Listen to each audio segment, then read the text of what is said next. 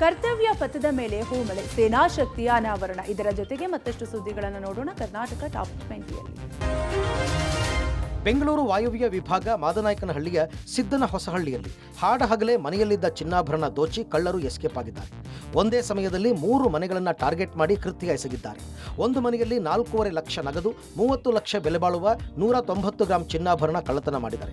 ಮೊದಲನೇ ಮನೆಗೆ ಹೋಗ್ತಾ ಇದ್ದಂತೆ ಅಜ್ಜಿಯೊಬ್ಬರು ಮನೆಗೆ ವಾಪಸ್ಸಾಗಿದ್ದಾರೆ ಅಂತ ಅಲ್ಲಿಂದ ಕಳ್ಳ ವಾಪಸ್ಸಾಗಿದ್ದಾರೆ. ಎರಡನೇ ಮನೆಗೆ ಹೋಗಿ ಮನೆಯಲ್ಲಿ ಜನ ಇದ್ದಿದ್ದರಿಂದ ಅಲ್ಲಿಂದಲೂ ಕಾಲ್ಕಿತ್ತಿದ್ದ. ಮೂರನೇ ಮನೆಯಲ್ಲಿ ಸುಮಾರು 30 ಲಕ್ಷ ಮೌಲ್ಯದ ಬೆಲೆ ಬಾಳುವ ಚಿನ್ನಾಭರಣ, 4.5 ಲಕ್ಷ ನಗದು ಕದ್ದು 4 ನಿಮಿಷದಲ್ಲಿ ಕಳ್ಳರು ಪರಾರಿಯಾಗಿದ್ದಾರೆ. ಪ್ರಕಾಶ್ ಎಂಬುವರ ಮನೆಯಲ್ಲಿ ಕಳ್ಳತನವಾಗಿದ್ದು 2 ಕಳ್ಳರ ಚಲನವಲನ ಸಿಸಿಟಿವಿಯಲ್ಲಿ ಸೆರೆಯಾಗಿದೆ. ಘಟನೆ ಸಂಬಂಧ ಮಾದನಾಯಕನಹಳ್ಳಿ ಪೊಲೀಸ್ ಠಾಣೆಯಲ್ಲಿ ಪ್ರಕರಣ ದಾಖಲಾಗಿದೆ. ಪ್ರಕರಣ ದಾಖಲಿಸಿಕೊಂಡ ಪೊಲೀಸರು ತನಿಖೆ ನಡೆಸ್ತಾ ಇದ್ದಾರೆ. ನಾವು ಮಗ ಜೊತೆಲೇ ಹೋದ್ವಿ. ಒಂದು ಗ್ರೂಪ್ ಪ್ರವೇಶ ಇತ್ತು. ಗ್ರೂಪ್ ಪ್ರವೇಶ ಮುಗಿಸ್ಕೊಂಡು ಮತ್ತೆ ನಮ್ದು ಈ ಕಂಪ್ನಿಗಳಿಗೆ ಆರ್ಡರ್ಗಳು ಇರ್ತವೆ, ಅಲ್ಲಿಗೆ ಬಟ್ಟೆ ತಾಂಡೆ ಕೊಟ್ಟು ಬಂದು ಸಾಯಂಕಾಲ 5 ಗಂಟೆಗೆ ಮನೆಗೆ ಬಂದ್ಮೇಲೆ ಹಿಂಗ ಆಗಿದೆ ಅಂದ್ರು. ಸರ್ ಕೈ ಚೈನ್ ಹೋಗಿದೆ, ನಂದ್ಕೊಳ್ ಚೈನು, ಮನೆ ಲಾಂಗ್ ಚೈನು, ಒಡವೆ, ಬ್ರಾಸ್ಲೈಟ್, ಅವರೋ ಬಳೆ ಎಲ್ಲ ಹೋಗಿದ್ದಾವೆ ಸರ್. ಒಡವೆ ಕಳ್ತನ ಆಗಿದೆ, ಅಮೌಂಟ್ ಕಳ್ತನ ಆಗಿದೆ. 4.5 200 ಗ್ರಾಮ್. 30 ಲಕ್ಷ ಬೀಳುತ್ತೆ. ನಾವು ಅಂಗಡಿ ಹೋಗಿದ್ವು, ಹೋಗ್ಬೇಕಾದ್ರೆ 11 ಕಾಲು, ಬಂದಾಗ 5:15. ನಾವು ಬಂದಾಗ ಈ ತರ ಎಲ್ಲ ಆಗಿತ್ತು. ಕಟ್ ಮಾಡ್ಬಿಟ್ಟಿದ್ದಾರೆ ಲಾಕು, ಎಲ್ಲ ಎತ್ಕೊಂಡು ಹೋಗಿದ್ದಾರೆ. ನಾವು ಇರ್ಲಿಲ್ಲ. ಪರಪನಾಗ್ರಹಾರ ಜೈಲಿನ ಅಕ್ರಮವನ್ನ ಮಟ್ಟ ಹಾಕಲು ಅಲೋಕ್ ಕುಮಾರ್ ಹಲವು ರೀತಿಯಾಗಿ ಬದಲಾವಣೆ ಮಾಡಲು ಮುಂದಾಗಿದ್ದಾರೆ. ಜೈಲಿನ ಒಳಗಡೆ ವಿಚಾರಣಾ ಕೈದಿಗಳಿಗೆ ಹಾಗೂ ಸಜಾ ಕೈದಿಗಳಿಗೆ ಹಲವು ರೀತಿಯಲ್ಲಿ ಮೊಬೈಲ್ಗಳು ಮತ್ತೇರಿಸಿಕೊಳ್ಳುವುದಕ್ಕೆ ಮಾದಕ ವಸ್ತುಗಳನ್ನು ತಲುಪಿಸುವ ಕೆಲಸ ಮಾಡುತ್ತಿದ್ದ ವಿಚಾರಗಳು ಹಲವು ಬಾರಿ ಬಹಿರಂಗವಾಗಿದೆ. ಅಲೋಕ್ ಕುಮಾರ್ ಜೈಲು ಡಿಜಿಯಾಗಿ ನೇಮಕವಾದ ಬಳಿಕ ಜೈಲಿನಲ್ಲಿರುವ ಎಲ್ಲಾ ಬ್ಯಾರಕ್ಗಳಿಗೆ ದಾಳಿ ಮಾಡುವ ಮೂಲಕ ಮೊಬೈಲ್ಗಳನ್ನ ಸೀಸ್ ಮಾಡುತ್ತಿದ್ದಾರೆ. ಮತ್ತೆ ಹೊರಗಡೆಯಿಂದ ಒಳಗಡೆ ತೆಗೆದುಕೊಂಡು ಹೋಗಿ ಮೊಬೈಲ್ ಮಾದಕ ವಸ್ತುಗಳನ್ನು ಕೊಡುವುದಕ್ಕೆ ಆಗದ ಹಾಗೆ ಸ್ಟ್ರಿಕ್ಟ್ ಮಾಡಲಾಗಿದೆ. ಪರಪನಾಗ್ರಹಾರ ಜೈಲಿನ ಸುತ್ತಮುತ್ತ ದೊಡ್ಡ ಮಟ್ಟದ ಮರ ಗಿಡಗಳು ಬೆಳೆದಿವೆ. ಅಲ್ಲಿಂದ ಬಂದು ಹೊರಗಡೆಯಿಂದ ಒಳಗಡೆ ಮೊಬೈಲ್ ಮಾದಕ ವಸ್ತುಗಳನ್ನು ಎಸೆಯುವ ಕೆಲಸ ಮಾಡಲಾಗ್ತಾ ಇದೆ. ಹೊರಗಡೆಯಿಂದ ಮೊಬೈಲ್ ಮಾದಕ ವಸ್ತುಗಳನ್ನು ಎಸೆಯುವುದನ್ನು ತಡೆಯೋಕೆ ಜೈಲಿನ ಸುತ್ತಮುತ್ತ ಇರುವ ಗಿಡ ಮರಗಳನ್ನು ತೆಗೆದು ಹಾಕಲಾಗ್ತಾ ಇದೆ. ಅದರ ಜೊತೆಗೆ ಹೊರಗಡೆ ಕೂಡ ಉತ್ತಮ ಗುಣಮಟ್ಟದ ಸಿಸಿ ಕ್ಯಾಮೆರಾಗಳನ್ನು ಅಳವಡಿಸುವ ವ್ಯವಸ್ಥೆ ಮಾಡಲು ಮುಂದಾಗಿದೆ.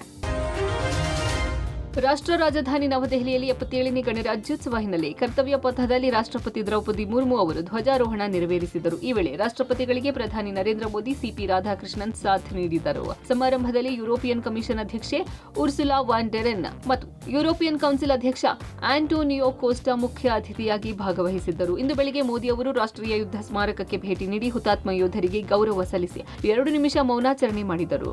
ಮಡಿದ ವೀರ ಯೋಧರಿಗೆ ಶ್ರದ್ಧಾಂಜಲಿ ಸಲ್ಲಿಸಿದ ಬಳಿಕ ಮೋದಿ ಮತ್ತು ಇತರ ಗಣ್ಯರು ಪಥ ಸಂಚಲನ ವೀಕ್ಷಿಸಲು ಕರ್ತವ್ಯ ಪಥದಲ್ಲಿನ ವೇದಿಕೆಗೆ ತೆರಳಿದರು. ದೇಶೀಯ ಫಿರಂಗಿ ವ್ಯವಸ್ಥೆಯಾದ 105mm ಲೈಟ್ ಫೀಲ್ಡ್ ಗನ್ಗಳಿಂದ 21 ಗನ್ ಸಲ್ಯೂಟ್ ಜೊತೆಗೆ ರಾಷ್ಟ್ರಗೀತೆ ನುಡಿಸಲಾಯಿತು. 172 ಫೀಲ್ಡ್ ರೆಜಿಮೆಂಟ್ನ 1721 ರ ಸೆರಿಮೋನಿಯಲ್ ಬ್ಯಾಟರಿಯಿಂದ 21 ಗನ್ ಸಲ್ಯೂಟ್ ಅನ್ನು ಪ್ರಸ್ತುತಪಡಿಸಲಾಯಿತು. ವಂದೇ ಮಾತರಂ ಗೀತೆ 150 ವರ್ಷಗಳನ್ನು ಪೂರೈಸಿರುವ ಹಿನ್ನೆಲೆ ವಂದೇ ಮಾತರಂ ಥೀಮ್ನಲ್ಲೇ ಎಲ್ಲಾ ಕಾರ್ಯಕ್ರಮಗಳು ಈ ಬಾರಿ ನಡೆದವು. ರಾಷ್ಟ್ರ ರಾಜಧಾನಿಯ ಕರ್ತವ್ಯ ಪಥದಲ್ಲಿ ಧ್ವಜಾರೋಹಣದ ಬೆನ್ನಲ್ಲೇ ರಾಷ್ಟ್ರಪತಿಗಳಿಗೆ 21 ತೋಪಿನ ಸನ್ಮಾನ ನೀಡಿ ಗೌರವಿಸಲಾಯಿತು. ಬಳಿಕ ಪರೇಡ್ನಲ್ಲಿ 18 ಕವಾಯತುಗಳ ಪ್ರದರ್ಶನವಾಯಿತು. 13 ಮಿಲಿಟರಿ ಬ್ಯಾಂಡ್ಗಳು ಪರೇಡ್ ನಡೆಸಿದವು. 2,500 ಕಲಾವಿದರು ಸಾಂಸ್ಕೃತಿಕ ಪ್ರದರ್ಶನ ನೀಡಿದರು.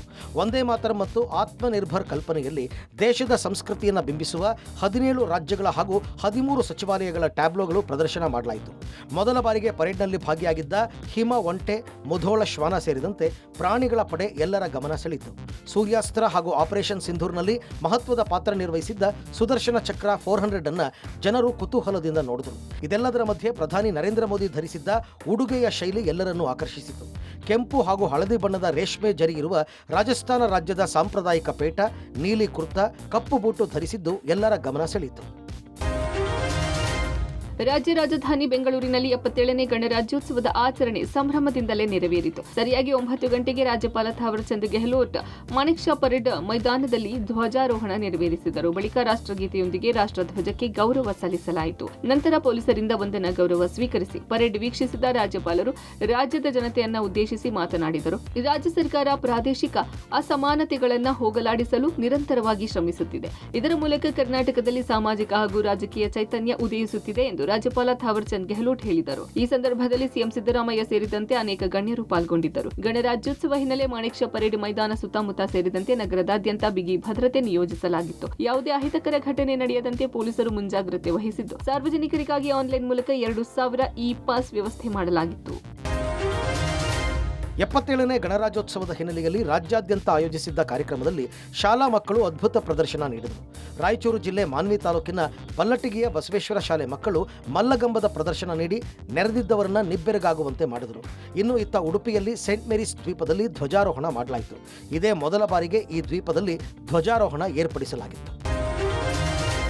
ಉಡುಪಿ ಜಿಲ್ಲೆಯ ಬ್ರಹ್ಮಾವರದಲ್ಲಿ ಚಿರತೆಯೊಂದು ಗ್ರಾಮಸ್ಥರ ನಿದ್ದೆ ಕೆಡಿಸಿದೆ. ಮನೆ ಆವರಣದಲ್ಲಿ ಚಿರತೆ ಓಡಾಡಿ ಆತಂಕ ಸೃಷ್ಟಿಸಿದೆ. ಈ ದೃಶ್ಯ ಸಿಸಿಟಿವಿಯಲ್ಲಿ ಸೆರೆಯಾಗಿದ್ದು, ಗ್ರಾಮಸ್ಥರಲ್ಲಿ ಭಯದ ಆತಂಕ ಶುರುವಾಗಿದೆ. ಬ್ರಹ್ಮಾವರದ ನಡೂರು ಗ್ರಾಮದಲ್ಲಿ ಚಿರತೆ ಆತಂಕ ಸೃಷ್ಟಿಸಿದ್ದು, ಸ್ಥಳೀಯರಲ್ಲಿ ಭಯ ಕಾಡುತ್ತಿದೆ. ನಡೂರು ಹೈಸ್ಕೂಲ್ ಹತ್ತಿರದ ಪುಟ್ಟಯ್ಯ ಶೆಟ್ಟಿ ಎಂಬುವರ ಮನೆಯ ಆವರಣದಲ್ಲಿ ಚಿರತೆ ಸಂಚಾರ ಮಾಡಿದ ವಿಡಿಯೋ ಇದಾಗಿದೆ. ಸಂಜೆ ಹಾಗೂ ರಾತ್ರಿ ವೇಳೆಯಲ್ಲಿ ತಿರುಗಾಡಲು ಸಾರ್ವಜನಿಕರು ಭಯ ಪಡುತ್ತಿದ್ದಾರೆ. ಕೂಡಲೇ ಅರಣ್ಯ ಇಲಾಖೆಯ ಅಧಿಕಾರಿಗಳು ಚಿರತೆ ಸೆರೆ ಹಿಡಿಯುವಂತೆ ಗ್ರಾಮಸ್ಥರು ಒತ್ತಾಯ ಮಾಡಿದ್ದಾರೆ.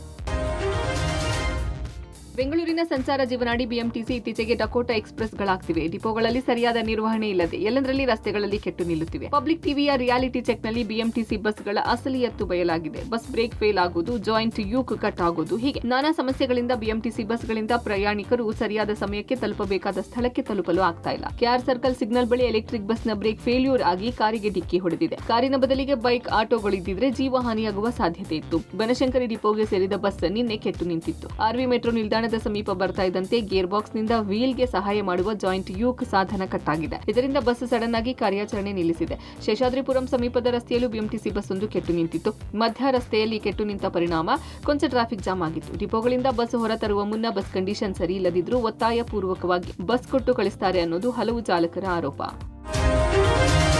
ಜೆಪಿ ನಗರದ 4ನೇ ಹಂತದಿಂದ ಕೆಂಪಾಪುರ ಮಾರ್ಗದವರೆಗೂ ಆರೆಂಜ್ ಲೈನ್ ಮೆಟ್ರೋ ಮಾರ್ಗ ನಿರ್ಮಾಣವಾಗ್ತಾ ಇದೆ. ಈ ಮಾರ್ಗದಲ್ಲೂ ಡಬಲ್ ಡೆಕ್ಕರ್ ಫ್ಲೈಓವರ್ ನಿರ್ಮಾಣ ಮಾಡುವ ಹಿನ್ನೆಲೆ ಜೆಪಿ ನಗರದ ಡಾಲರ್ಸ್ ಕಾಲೋನಿಯ ಫ್ಲೈಓವರ್ ಡೆಮಾಲಿಷನ್ ಮಾಡೋಕೆ ತಯಾರಿಗಳು ನಡೆಯುತ್ತಿವೆ. 2018ರಲ್ಲಿ ಸುಮಾರು 25 ಕೋಟಿ ವೆಚ್ಚದಲ್ಲಿ ಈ ಫ್ಲೈಓವರ್ ನಿರ್ಮಾಣ ಮಾಡಲಾಗಿತ್ತು. ಸುಮಾರು 1 ಕಿಲೋಮೀಟರ್ ಉದ್ದದ ಫ್ಲೈಓವರ್ನಿಂದಾಗಿ ಬನ್ನೇರುಘಟ್ಟ, ಜಯನಗರ ಸುತ್ತಮುತ್ತಲಿನ ಭಾಗದ ಜನರಿಗೆ ಬಹಳಷ್ಟು ಅನುಕೂಲವಾಗಿತ್ತು. ಫ್ಲೈಓವರ್ನಿಂದಾಗಿ ಆ ಭಾಗದಲ್ಲಿ ಕೊಂಚ ಟ್ರಾಫಿಕ್ ಕೂಡ ಕಡಿಮೆಯಾಗಿತ್ತು. ಮೆಟ್ರೋ ಮಾರ್ಗ ಮಾಡಲು 16 ವರ್ಷ ತೆಗೆದುಕೊಂಡ್ರೆ ನಿಜಕ್ಕೂ ಜನರಿಗೆ ತೊಂದರೆಯಾಗುತ್ತೆ. ಈ ಫ್ಲೈಓವರ್ ಡೆಮಾಲಿಷನ್ ಮಾಡಿದ್ರೆ ಮತ್ತೆ ಜೆಪಿ ನಗರ ಸುತ್ತಮುತ್ತ ಭಾಗದಲ್ಲಿ ವಿಪರೀತ ಟ್ರಾಫಿಕ್ ಜಾಮ್ ಆಗಲಿದೆ ಎಂದು ಕೆಲ ವಾಹನ ಸವಾರರು ಆಕ್ರೋಶ ಹೊರಹಾಕಿದ್ದಾರೆ. ಮತ್ತಷ್ಟು ಮಂದಿ ಅಂಡರ್ ಪಾಸ್ ಮೆಟ್ರೋ ಮಾರ್ಗ ಮಾಡಿದ್ರೆ ಒಳ್ಳೆಯದು ಎಂದು ಹೇಳಿದ್ದಾರೆ.